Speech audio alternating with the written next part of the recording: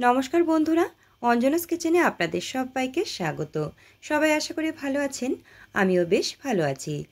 আজ আবারও একটা নতুন রেসিপি নিয়ে আপনাদের সামনে আমি হাজির হয়ে গেছি। আজ তৈরি করব বাটা মাছের একটা রেসিপি। এটা খুব সহজ আর খুব তাড়াতাড়ি তৈরি করা যায়। ভিডিওটি শেষ পর্যন্ত দেখবার জন্য আপনাদের কাছে আমার অনুরোধ রইল।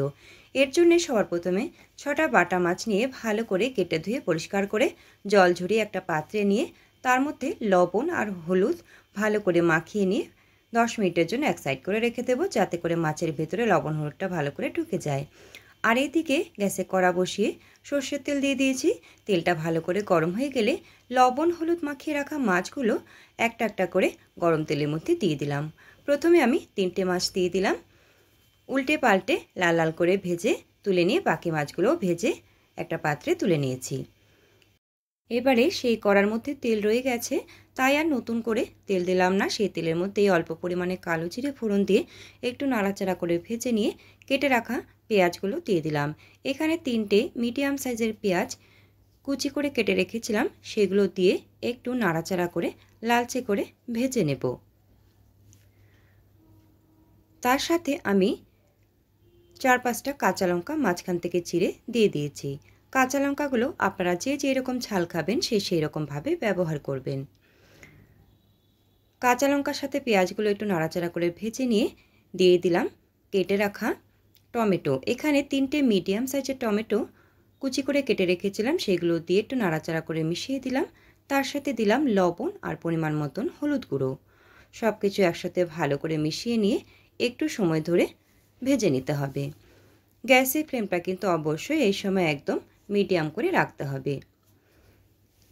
এইভাবে ক্রমাগত নাড়াচাড়া করে টমেটোর সাথে পেঁয়াজগুলোকে একসাথে মিশিয়ে দিয়ে ভালো করে ভেজে নিতে হবে। দেখুন টমেটোগুলো অনেকটাই গলে গেছে।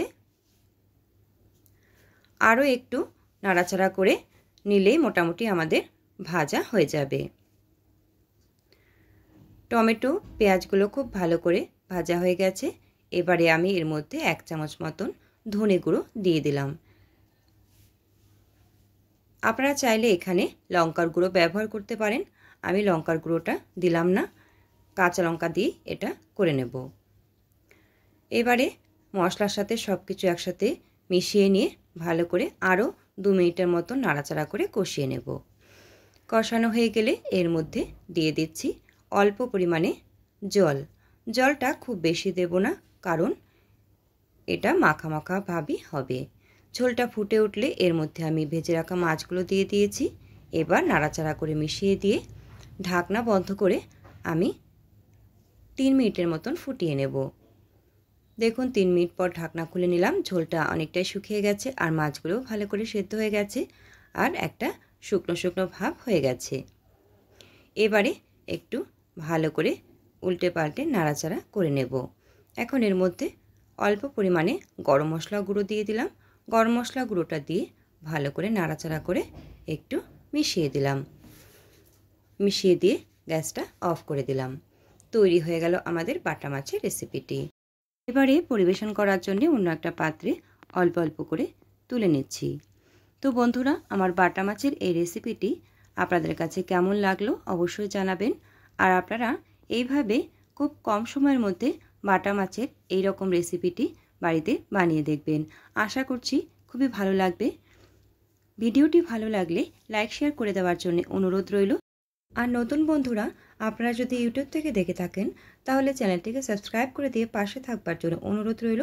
আর যদি ফেসবুক থেকে দেখে থাকেন তাহলে পেজটিকে ফলো করে দিয়ে পাশে থাকবার জন্য অনুরোধ রইল।